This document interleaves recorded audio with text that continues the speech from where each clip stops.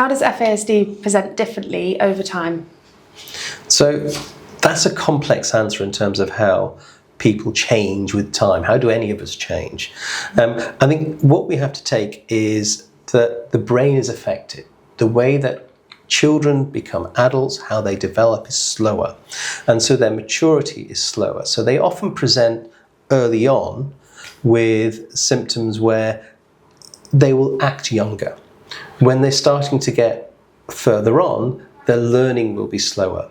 When they're getting further on again, maybe into adolescence, they're acting more like a 10-year-old compared to a teenager. And that gap gets bigger and bigger as they get on. As we get into adulthood, the expectation that they can think for themselves, and be responsible for themselves, that may not be the case until they're maybe in their 20s and 30s. And so it's not that things can't develop, it's often just a slower trajectory, which the expectations of society putting on them means they don't achieve it. And that leads to difficulties for those individuals. Now, beyond that, this is where it starts to get really complicated because individuals are different.